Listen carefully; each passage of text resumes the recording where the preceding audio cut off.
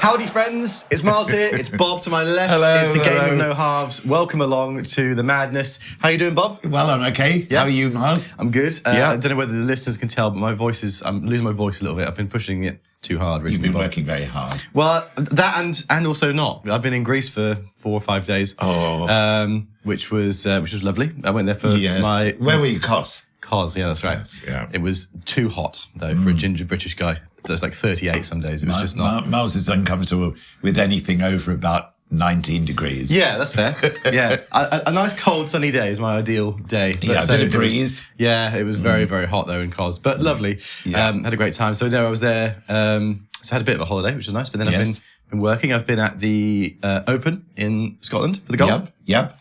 Yesterday, as of recording this, I was at Brands Hatch because I did some stuff at the British Superbike Championships. Right.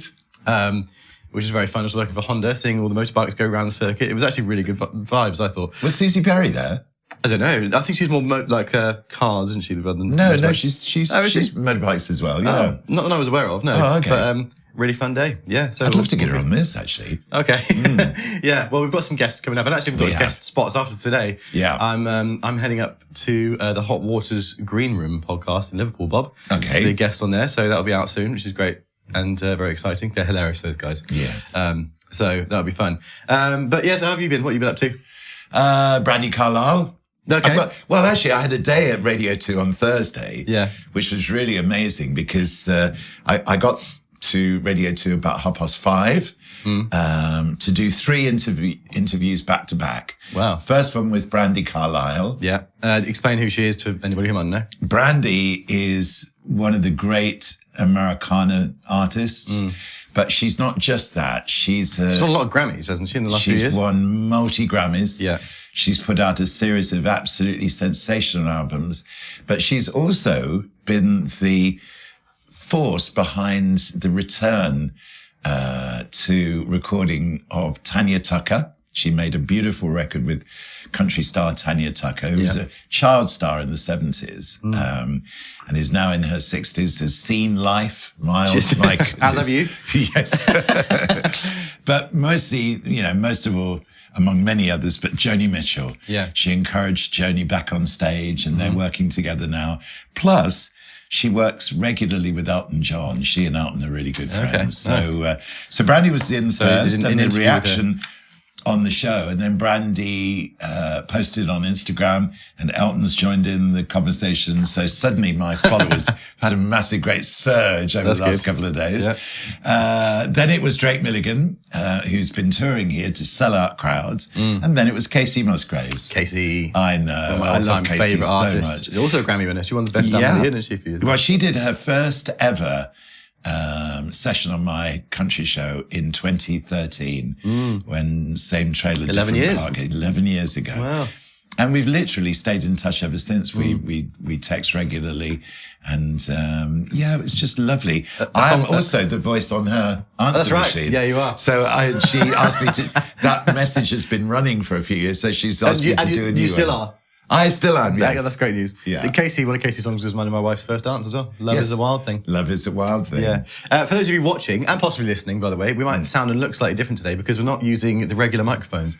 No, we're high tech. We've gone high tech. We've gone wireless for this week, so we're trialing it out to see if it works and if it sounds okay. So if it does, let us know, and if it doesn't, also let us know. We'll go back to regular short. If it doesn't, you won't be hearing a word of this. I know. So yes, when we left off, obviously we said when we were here last time that we were recording before we were off on various travels. I also went to Greece. That's you right. were doing various things yourself. Yes. So it's been a couple of weeks since we've been together, actually, wasn't it? Yeah, it is. I don't know. Hopefully I'm looking a bit browner. Yes, you are. Am I?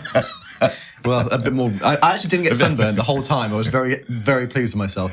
The funny thing is, Mars's father-in-law, Andrew. Yes. Right. Yeah. Who was there? Because it was there. like my wife's family. It was her cousin's wedding, so it was all my wife's family. In Greece. It was Yeah, but he doesn't believe in in heat? Does he? Not really, no. He doesn't really believe in foreign climes. I don't think he really believes in shorts either, or T-shirts. And it was so funny, because all the photographs that I saw, because obviously Miles is sending back photographs and everything, and they're all on the beach, they're sort of by the pool. Yeah, and shirts off, like shirts shorts. Off, and there's Andrew sitting there with his collar up, shirt, long trousers. Yeah, I know. Although I spotted a rare sight of Andrew in the swimming pool. Did you? Yes, he came up because we had a swim up room in this hotel. It was great, so we could swim up room. Oh, it was don't. Swim up room with a bar just over there. So you just wander over there, grab yourself a rum and coke, and bring it back to the pool. It was great. Anyway, yeah, the lesser spotted Andrew Snell without a shirt and in swimming shorts. But no, it was a great time. Yeah, because I would recommend it. But I think even for their standards, they're going through a heat wave right now, because on the weather apps it was saying it was like uncharacteristically hot. There's been like wildfires and stuff there recently. Yeah. It's pretty unbearable. And the other thing is, Miles, we Miles and I were hovering as to whether to sort of explain this or not, but a couple of years ago, I was in the middle of one of my games here, and I think I was playing Man City. This is before Erling Haaland got transferred from North London to Man City. Okay. And I got a through pass from the hall into the kitchen, where Erling Haaland picked up the ball. Yeah. And you know how hard he hits the ball when he kicks it, when he scores. I mean, there's very few people, I think, who hit it with more velocity than he does. So I came into the kitchen and went to kick. In fact, I did kick, but my standing leg gave way underneath me. Oh, no. And I came crashing down on the floor in the kitchen. It was absolutely dramatic. And I knew at the time that I'd done something serious to myself, but I didn't really know what. I didn't move for about 5 or 10 minutes, just sort of thinking, oh my God. Anyway, to cut a long story short, as you know, I'm still getting treatment for my prostate cancer. This has been running for 15 years or so now. Yeah. So I go into the clinic every month, and about every 2 or 3 months, I have a CT scan or an MRI as a matter of routine to check how my cancer is doing. And I went in to see my oncologist following one of these scans. And he said, before we actually talk about it, he said, there's no problem with because my cancer is in complete remission. But he said, did you know you've got a fracture at the bottom of your spine? And I said, no, I didn't know this. And then I told him about the fall in the kitchen when I was Erling Haaland. Is that how you explained it to him as well? Yeah, I was Erling Haaland. Did you say this to him? Yeah, I did. I did, yes. Your poor doctor was probably like, I think it's unwise that you imagine yourself as Erling Haaland any more than Bob. No. Was Erling Haaland out with a horrendous season-ending injury after that then? Or yes, what? he was. I'm sure he was. He was absolutely. Well, actually, so was I. So, oh, God. Yeah. So everything was fine. I sort of recovered. But over the last few weeks, I've been getting, now, Clint Eastwood, right? Clint Eastwood is just about to make another movie. He's 91 years old. Mad, yeah. And when they asked him, how come he is still doing all this stuff and being so active at 91 years old? Because he doesn't look it either. He says, I've got one simple thing that I do. He said, I don't let the old guy in.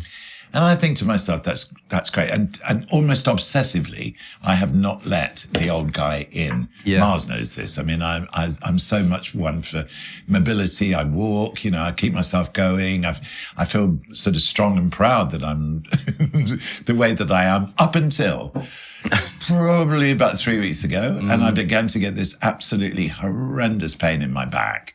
So I've had a recent MRI scan, and when you get, it's 1 to 5, the lumbar things in your back. This, I'm afraid that this fall has damaged my back in a way that none of us predicted at the time. And some of my lumbar, whatever they're called, have fused together. And therefore, even I could see it on the x-ray, and I'm no expert, but it's meant that it's pushing all my nerves, the nerves together. And now, Miles, it's pain in my legs. And I'm thinking, all these years, I've not let the old guy in, and suddenly, boom, there he is. But I think it would have been something to happen to anyone with that sort of fall. I don't think it's age. Not letting the old guy in by being a 10-year-old, inventing your own football team, and eventually it's that's damaged you. Yeah. Oh God. Yeah. I know. So I'm going up to cruel irony, isn't it? It's a cruel. It is a cruel irony. So I'm going up to Countdown today. Yeah. And then but unfortunately, I can't get any treatment on this until midway through August. So I'm currently living with pain, and I'm going up to Countdown today, and I'm practicing how to walk without showing that I'm hurting so much. Yeah. You can do it, Bob. I believe in you. I can do it. It's a short walk across the studio floor, isn't it, to the seat? Yes, it is. Well, Mars came up. You came up with me last time, Well, didn't you? I'm trying to remember what was going on. Yeah, but I was definitely there. It was really good fun, actually. And ironically, we're kind of going up north at the same time today because I'm up to Liverpool. You're for going to Liverpool. Podcast. I know where you're there because we'd done a gig the night before, songs the Beatles gave away. Yes. So you were tour managing with me at that moment, and then so we all went in together. Crazy times. Yeah. I know, life, eh? Yeah. So last time we were here was before the final. The Euro final? Yeah. Yes, I know. It depends how much we want to dwell on it, really. I was in Greece for it. It was... Did you? I had a nightmare. It was so annoying. There was the perfect scenario because in the hotel, there was this really, really cute amphitheatre that they'd made. Beautiful outside with a projector and like a full-on sound system. And they were showing the game there. So I was like, this is going to be great. Yes. Watching the amphitheatre. And we sat down and they were clearly illegally streaming the game. Right. On a very bad internet connection. Right. And every 2 minutes the game would freeze, and it was happening during the game, and there's been a moment where it looked like something was happening and it would freeze and then it would skip to 30 seconds later and you'd miss the action. I was like, I can't watch it like this.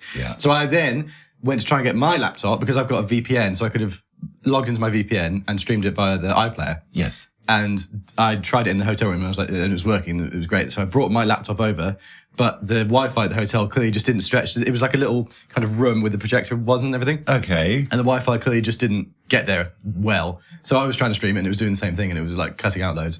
So I thought, fuck this, I'm going to take it back. And I thought, well, if I can't watch in the amphitheatre, I'll put my laptop on the table outside. Sort of by the pool. No, in the pool was the idea. In the pool. Yeah, laptop on the side, me in the pool with a cocktail. I was like, this is great. And I was doing that, and there must have been a problem with the internet because it kept happening. And the only place that I could get good internet was in our hotel room. I was like, I don't want to watch the Euro final in bed, but that was that was what it transpired to be. And then I tried to get it connected up to the TV because I had an HDMI lead, and that wasn't working. So I literally, in the end, I sat there with my laptop on my lap in bed watching the Euro final. And then I also realised I'd left my laptop charger in the amphitheatre and went back to find it the next day, and it wasn't there. And one of the tech guys had taken it, so they had to bring it back, and it was all just a nightmare. And it all went completely for something pot. So simple. And anyway, in the end, we lost. So actually, I wasn't too disappointed because being that despairing at us losing, I just went straight to bed. Rather than having to put a brave face on. Because how many, are you an hour ahead down there? Were you? 2 hours. Wow. Yeah, so it's quite late. Yeah. So. But yeah, alas, it was the bliss for a little bit. I don't know why the internet was doing weird things, but I was there in the pool with a rum and coke watching the game, and I was like, I could deal with this. This is great. But they kept cutting out, and so I had to go back into the room anyway. Well, gosh. Disappointing. It's sad, and it's sad to see Southgate end his tenure without a trophy, because I do think he deserved one. Yeah. When you look at the previous record of England and then, the 4 tournaments he's taken care of, I do think he deserved to win one. But also there's an element, isn't there, if you don't know what you've got until you lose it.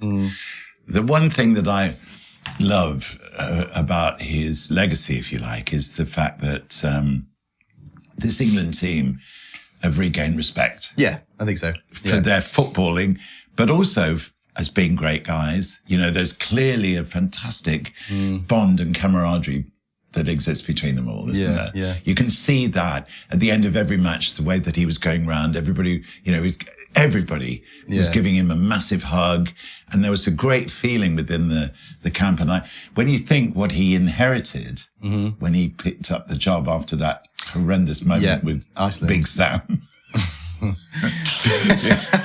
Iceland and then Big Sam. Yeah, what was it that happened with him exactly again? Because he took the job, and then didn't he get was it a bribe or some sort of bet, or he took something? It was something to do with money, wasn't it? Yes, and it was. You can't do that, mate. No, you can't. Big Sam. And Big Sam. And did you see the interview with him about 3 or 4 months ago where he said, I'm better than Pep Guardiola? No, I didn't see that. He said, Pep Guardiola, I am the best coach. He's, basically he says what I say, and that Pep Guardiola has learned everything he knows from me. So you're basically Big Sam. No, I wouldn't even want to claim that at all. Oh God, he's one big redeeming thing is that he's friends with Sir Alex Ferguson, and actually, if Sir Alex likes him, then he's got to have something about him. Yeah, for sure. Speaking of Alex Ferguson, Bob, so the last episode, back to the important stuff, back to North London here. Yeah, last episode was 2012 to 13. Yes, and it was Alex Ferguson's last year in charge of United in real life. Yes, and you somewhat sort of conceded reality because you were down to win the league on the last game of the season. Yes, because in real life, United drew 5-5 with West Brom. That's right. But in your world, you were very magnanimous, and you thought you can't let Alex Ferguson's last year not end in a title. So North London lost out to Manchester United in the Premier League last season. Yeah, but with renewed determination, you won the Champions League, right? I think I won the Champions League. Yeah, but we now go again, and this season and no Fergie. No Fergie. David Moyes has taken over at Old Trafford, hasn't he? So so with that in mind, we are going to go for it. Yes. So with that in mind, transfers. Oh, okay. Summer transfers. Yep. It's actually quite a quiet transfer window, this one, for you. Okay. Compared to last few seasons. You had 94.4 million in the budget, an extra 50 mil for winning the Champions League. Right. So that leaves you with 145 million-ish. So, out the door, first of all. Out the door. Diego Forlan, who signed on loan last season, has returned back to Atletico Villarreal, wherever it was at this point. Pato's gone, Bob. Yeah. For 16.6 million. Okay. And also Christian Eriksen. Who you signed as an 18-year-old, so he's probably about 20 now, and you've let him go for 18.3. Is that because in real life he would have joined Spurs at that point? I think he would have, yes. So because I can't have a player that's already now in another Premier League team. Yeah. So, Bob, that means you've only made 2 transfers in this summer. 2 pretty big ones, though. Yeah. 31.6 million. Marco Reus is coming in. Okay. And also... I thought he was really good at that time. Yeah, he's been good his whole career, I think, Reus. Yeah. And also for 51.2 million, Radamel Falcao has come in. Right. Falcao. Okay. So he bolstered the attack. And actually, I think at this point, you've got the squad there. How old is he at this point? He's in 27. Time? 27, right in the prime of So his he life. must have been somewhere, he must have been transferred. Was it Atletico, maybe? Because Possibly. he went there. Yeah. And I would have stepped in and grabbed him in that process, in the transfer. Yeah, possibly. Let's have a look. Because 2013-14. Yeah, so he's actually he's transferred to Monaco in real life at this point. So he was at Atletico, where, by the way, he scored 52 goals in 68 games. Yeah, what a return. He was very, very hot at that time. And then went to Monaco. Yeah. So you've stepped in ahead of Monaco, and and he wasn't an absolute first team choice all the way through the season. I bought you've got Benzema, haven't you? Who's been that as a very high quality and Sam Tokla, of course. Yes, right. Yes. All right. So that leads us into pre-season, Bob. The Mediterranean Cup, of course. Shall we just have a quick skim through the squad? Yeah. All right. Yeah. Because you're in goal. As I'm now always. 34 in this. You're 34 years old, which is older than I am in real life now. But there we go. and Dougie Booker is 34 as well. He's also David Bennett is 31. This is the class of 20, whatever, all growing old together. Yeah. Freddie Haynes is only 27 though, so he's come into the prime peak of his career, now. And he in centre defence is partnered with Diego Godin, who I just saw. He was a rock in the centre of the defence. Perquis, how do you pronounce that? Is that? Perquis, I guess, yeah. Perquis. She's sort of a backup option, isn't he, really? I've got Mesut Ozil, who's 24. Sam Tokla, 28. Karim Benzema is only 26. 26, so absolutely at the peak. Yeah. Marco Reus has come in. He's 25 years old. Neymar 22. Wow. Mark Barnard is 30. Backup goalie to me. Yeah. Schneider is 29. Dylan's 32. Yeah. Schweinsteiger is 29. Yeah. Mats Hummel's only 24. And you played Mats Hummels as a defensive midfielder, really? Yes, I did. Sometimes in one of the two just in front of the back four. Yeah. Falcao. Yeah. Rossi. Yeah. Giuseppe Rossi.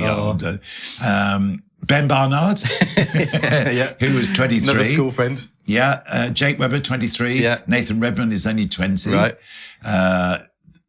this mysterious Miles. Yeah, I know. We don't know who this My is. clone, who somehow, I think it was the somehow clone. appeared. He only ever plays one game a season. One couple. 23 now. I think what it was is you didn't have enough players one time. Or maybe all your goalies were injured, and you just decided, made him up. There's a random academy graduate. Astor, that would be Simon Astor. Yeah. And Ben Granville. Two of my oldest mates. Yeah. Both of them are dads now. These are from the Academy. Yeah, so Cameron's been in there for a few years though. Yes, so, well, he's 20 though. Yeah, but he's been in this part of the squad for the last couple of seasons as well. Maybe he's just standing on quite. Chapman, who's that? No idea. Don't know. Watson, who's that? Don't no know. idea. And Green. No, Green. Is that John or Green? Is that Dylan's friend? Well, actually, it might be, come to think of it. But I think here, it's more that this Green is the son of David Green, who is one of the solid rock early defenders, central defenders. Okay. So I think that's his son. Right. Well, we'll find out when it's either John or Green or somebody else. Yeah. No, I think Johnny comes later. Okay, fine. Yeah. So pre-season, Bob, with that squad, you're going into the classic, the Mediterranean Cup. You've got Sporting, Valencia and Monaco, 2-0 win against Valencia and Sporting, and a 0-0 against Monaco. I mean, of course, you top... Oh, no, you don't top the table. You come second. Monaco win it on 7 points. This is at our training centre, our warm weather training centre in Portugal. Yes, yeah. Oh, I'm sorry, I read it wrong. You beat Sporting 2-0, you lost to Valencia 2-0, and drew 0-0 with Monaco. So you don't win the Mediterranean Cup. I should imagine then it's quite an experimental team that lost. There are no formations. Oh, I think you clearly couldn't be bothered. Just a squad. Squad training. I'll hold it up, but normally there's a formation that Bob writes down on each of the games, but there's literally just the results there. Oh. No team. And no scorers. Yeah, there is. In the first game, Marco Royce scored 2 goals on his debut. Apart from that, that's it. That's it. It's only 2 goals in the tournament. 3 games. Wow. I know. So not starting off the season in particularly good fashion. Anyway, into the Premier League then. Okay. So, first game of the season is at home against Spurs. Yes. And it's a 3-1 win. Dylan, Ozil and Neymar with the goals. Marco Royce makes his first appearance for the club on the right-hand side. Right. And then away at Stoke City, it's a 2-0 win there. Neymar and Ozil both on the score sheet again. And Falcao makes his debut coming off the bench for Karim Benzema there. Right. So looking good. Just hold that up to the screen so people There you can go. Well, see. Talk us through some of this if you want to. So for those not watching, just describe on an average piece of paper. So what you're doing, Bob, during a game is on the table in the kitchen, you've written out the formation, right? Yes. So as you play and you're imagining yourself being these players, you are then going back to the kitchen. Yes. If I score a goal, played just while all the celebrations are going on, I go out to the kitchen and I'm not sliding across the turf. Not anymore, not after the backbreaker. I'm going out to the kitchen to write the detail of the goal and who scored it and everything and at what point in the match. So, for example, the 3-1 win against Spurs, Dylan scored in the 8th minute, Mesut Ozil in the 24th, and Neymar clinches the win in the 88th minute. How do you decide what minute of the game you're in, though? Well, just by playing and where I am. But you don't have like a stopwatch? I don't have a stopwatch, no. No, I don't. And so on the piece of paper that's typed out here, you've got the team. Yes. How do you go about typing it out? Because basically what it is, looking at the sheet. Yes. You've got the score in slightly bigger font. Yes. And then underneath it in the smaller font. So the team and the scoring, that's all in 12 points. Yeah, go on. And this is in 8. Okay. and then whatever comment I make underneath has that little asterisk thing, and then I do that in italics. Right, but then because the formation itself is the names are in the formation. It's in clearly a 4-2-3-1. 4-2-3-1. So when you're doing that, takes bloody ages. So you type. So for me, example, you've got 1M Myers-Go Harris, which is me. Yes. In the center of the formation. So are you? So I go like tabbing it to the middle. Yes. You type it. Next line. Go down to the next line, and then so Ben Barnard, and then it's do 5 Godin, and then tab, Freddie Haynes. And then tab plus do. So it all lines up. Because if you notice, it's in line with the. It is. It all lines up.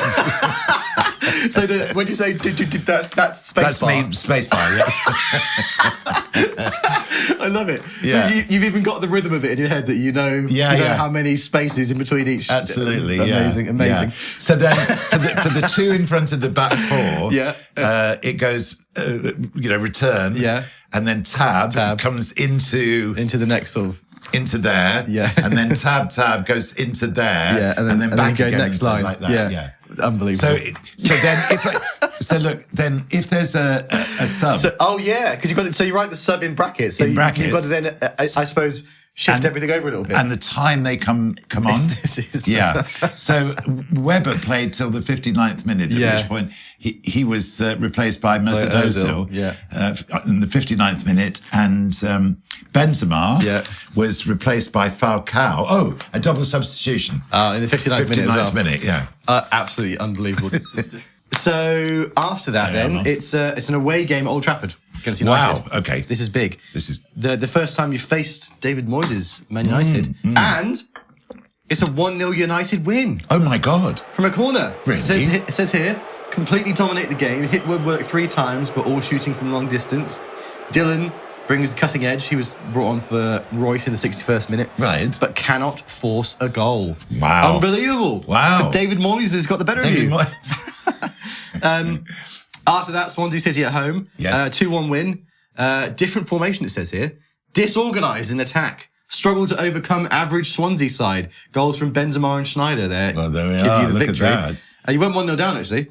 That's interesting. It looks like the same formation to me, but maybe you switched up during the game. Then Southampton, 2-0 away win. Royce and Perquis with the goals there. It says, play unbelievable football in the first 25 minutes, then tail off. Perquis' goal early in the second half secures results. So actually, after 5 games, you are top of the league. Okay. On 12 points, as are Arsenal and as are Spurs. City, Chelsea and Liverpool all on 10, so it's very tight. So I've won 4 and lost 1. You have, yes. Well, the fourth official is holding up his board, and it looks like we're about to approach the half-time break, Bob. So we better hear from our sponsors. Yeah, no injuries at half-time, so we'll be back after the half-time interval. Now, we know that on the show, Football Pointless has become a bit of a popular feature. Yes. So I'm going to introduce the first Football Pointless of the day, Bob.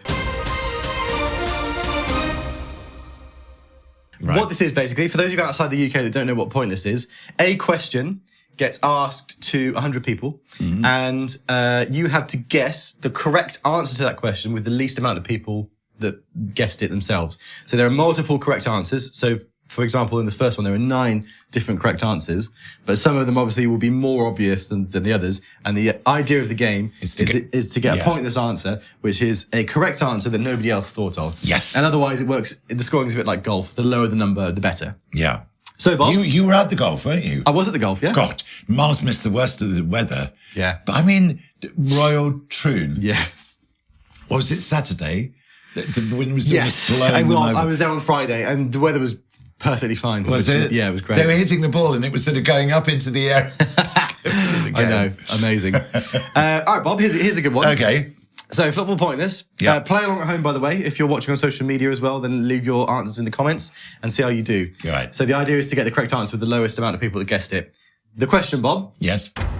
Name any Spanish player to make an appearance for Manchester United since 1992.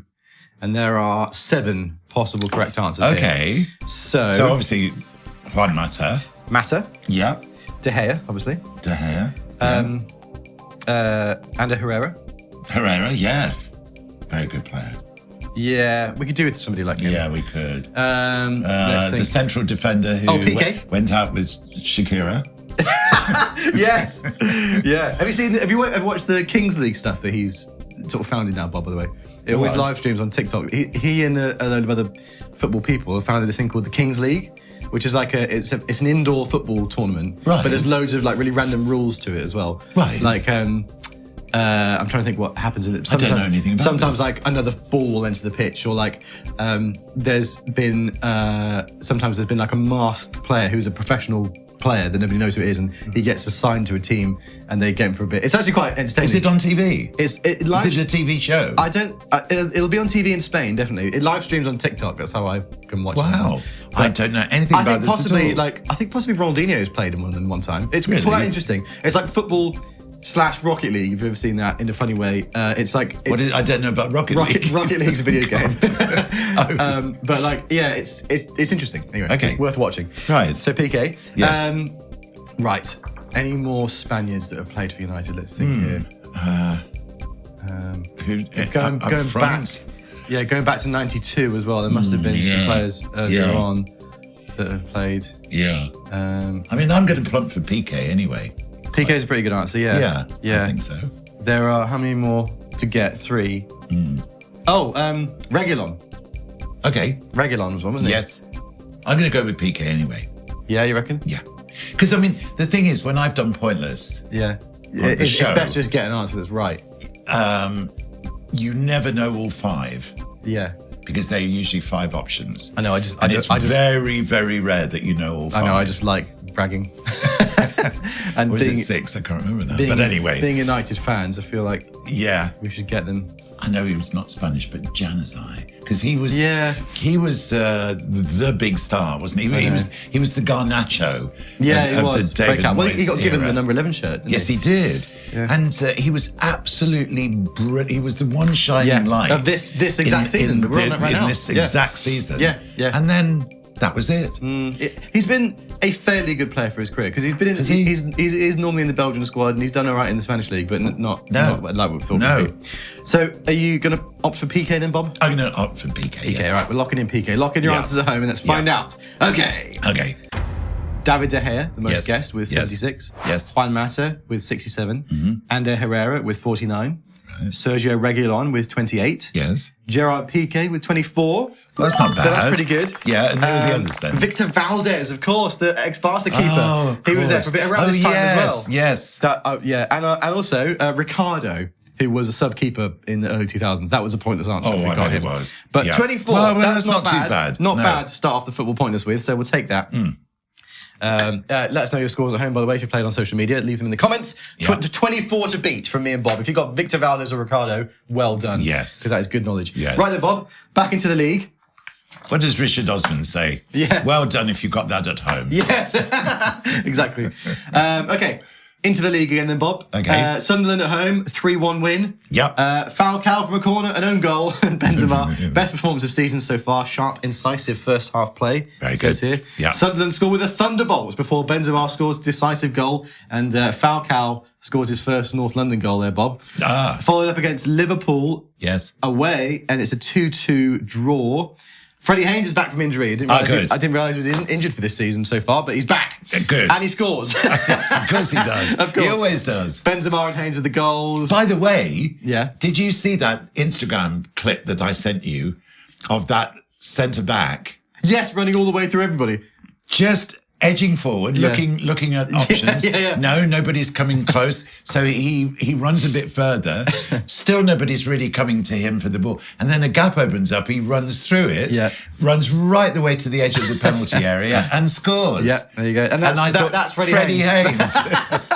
Well, there you go. It might have been that sort of goal. Yeah. It says here, huge game. Liverpool have best of an intense first half. North London come from behind twice. Right. Hard-earned because draw. Freddie Haynes is one of the sort of revelation people in that he's an attacking centre-back. Yeah. So his whole thing is, obviously it's important, his defensive work, but to a certain extent, one or other of the two holding midfield players can come back and cover for him. Yeah. Because his whole thing is to attack surprisingly. To take the opposition completely by surprise by suddenly appearing on the edge of the area and on the training field, like they used to do, like Eric Cantona used to get the lads to do at Carrington. Wouldn't have been Carrington. Well, it would have been, what was it called before? The Cliff. The Cliff, yeah. Probably would have been. Anyway, but hour after hour after hour of practice.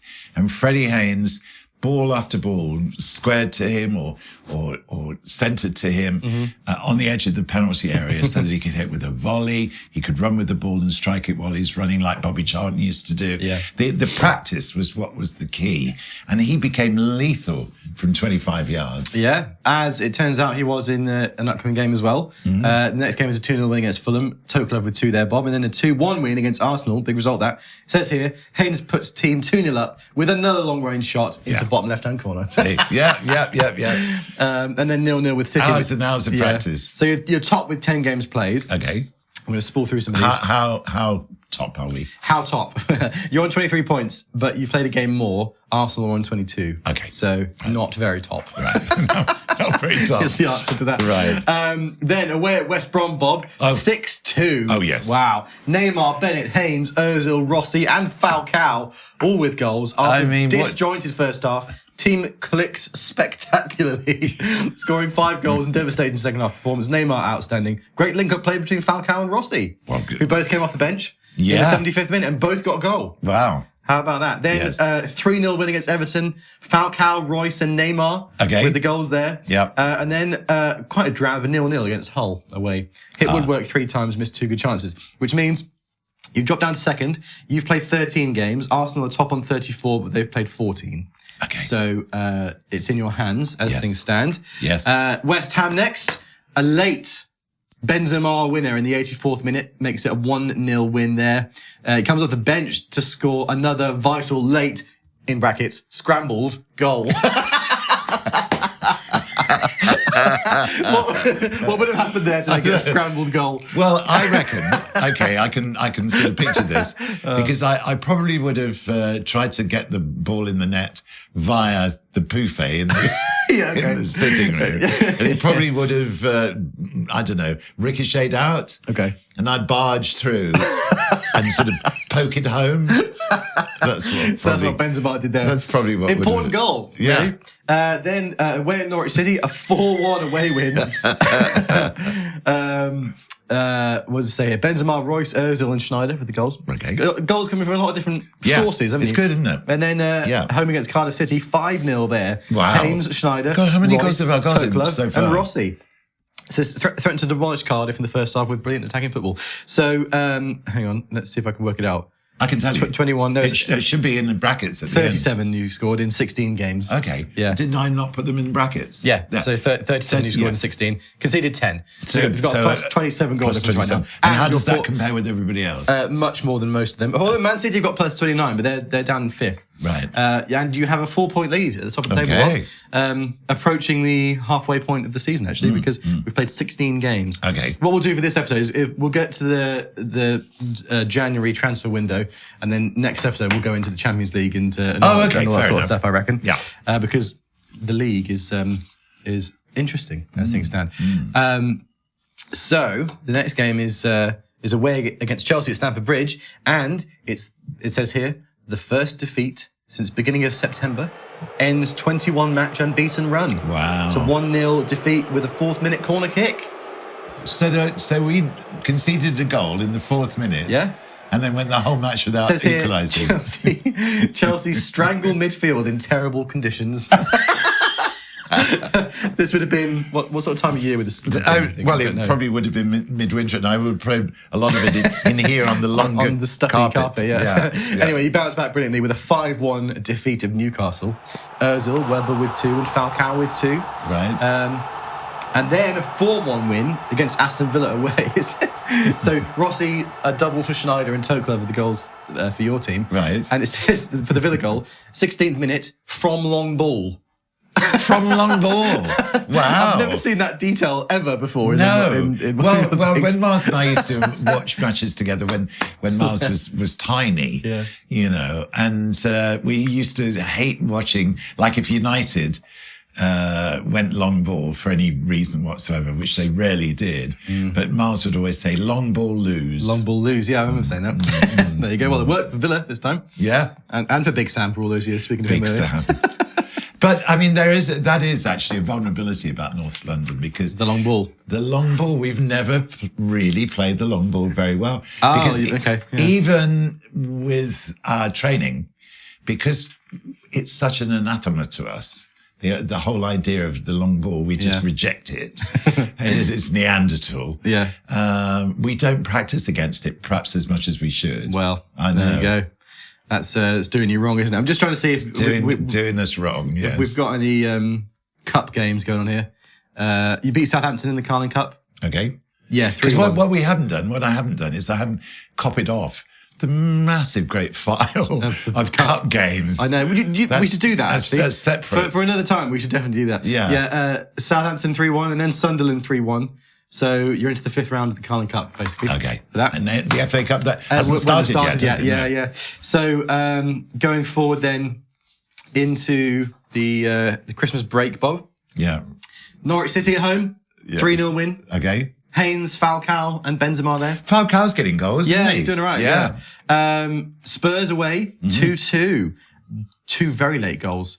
Neymar in the 81st and Royce in the 89th from a corner. Oh, wow. Very poor performance rescued by triple substitution and brilliant individual skill from Neymar. Yes. Royce bundles in late equaliser from corner from the right. I'm trying to think how I would bundle in a goal. It says here as well, concern over form of Ozil, Benzema and Weber. Well. Not performing quite so well. Concern over form. Yeah. And then the final game of the year is at home against Stoke City, and it's a 4-1 win. Haynes, Royce, Falcao, and Rossi scoring a lot of goals, aren't you, this season? Yes. So what is the goals tally So at the moment? you've played 22 games, 52 points, 55 goals in 22 games, and 16 conceded. That's 2.5 a game. That's reasonable, pretty good, isn't it? It's and not like... you're 4 points clear of Arsenal.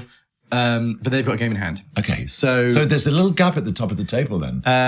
They've forged ahead slightly. A little bit. So you've played 22 and you've got 52 points. Arsenal played 21, 48. City 21, 47. Chelsea 21, 46. So it is pretty close, all things told, going into the turn of the year. Yes. Which is where we will leave things in terms of the North London results, Bob. So next time we'll go through the entire Champions League campaign, and we'll also find out the results of the various cup competitions that you're in and all that sort of thing. I might copy those off in the meantime. Okay. From my PC. Yeah. Because all of this stuff is on my PC in the studio. Yeah. So... that would be fun. I can't believe this. So interesting, Bob. Top of the league. Yeah.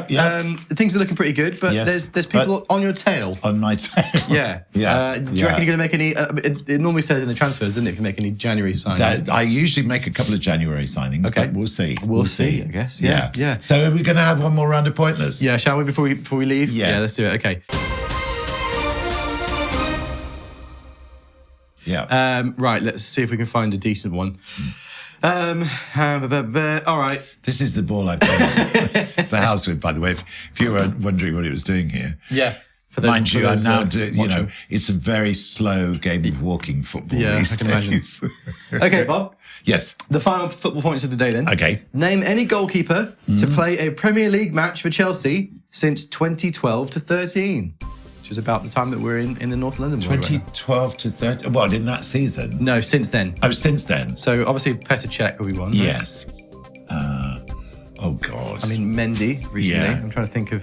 It's like when Colin, my colleague on tour, talks to me about various Liverpool players. And it's Liverpool, and they're so prominent, obviously. But unless you really follow a team, like with us with United, you don't really know, do you? Who comes off the bench, and you don't pay that much attention. Yeah, I mean, Petr Cech would have held that number 1 spot down for a long time, wouldn't he? I'm thinking recently, Kepa Arrizabalaga. Yeah. Mendy You've recently. lost me now with this one, who's the guy that signed for them? It's not David Raya. Sanchez. You're on your own here, Miles. Okay, and there's the Eastern European keeper that they've had. Is it Petkovic that's been playing for them over this past season or so? I actually don't know. Okay, you can't think of anybody that's... No, I can't. No? It's terrible, isn't it? I think, weirdly, I think they had Ricardo, that pointless answer from the United Spanish players in goal. Did they? At some point. I'm pretty sure they did. Well, let's choose one of these, shall we? Okay, I'm struggling to think now. Yeah, let's just go Kepa. Let's go I think we're going to be missing loads of really obvious ones here. Yeah, I'm sure we are. Petrovic. Not to me. Petrovic, that's who I was thinking of. Petrovic, it was 70, so it was a good thing we didn't go back. Oh, good. Okay. Sanchez was 68. Right. Kepa 63. Oh my God. So more than Cech. That's amazing. No, that is amazing. Mendy. More than Cech. Yeah, Mendy 61. Yeah. Cech 59. Courtois, that's so obvious. Oh, yes. 41. Willy Caballero, of course. Right. 16. Right. Asmir Begovic, 9. Mark Schwarzer. I completely forgot Schwarzer was 3. And the pointless answer, Bob, Ross Turnbull. Oh, and also Swindon. Swindon, yes. Yes.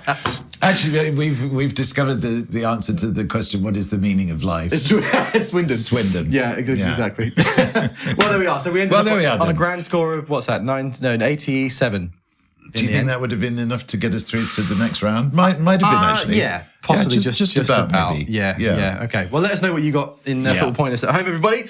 Otherwise, I think we're going to love you and leave you. Bob, any last remarks for the audience? Well, I'm hoping that we're going to stride forward and win the league by at least 10 points. Okay.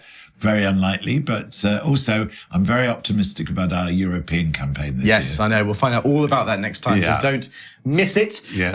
Otherwise, I guess we'll bid you farewell. Thanks again for listening and for watching. Follow us on socials at A Game of No Halves. Watch us on YouTube as well. You can see our lovely faces in video form over there. But we'll see you for the next edition this time next week. Thanks, everybody. Okay. See you soon. Bye-bye. Bye. Bye.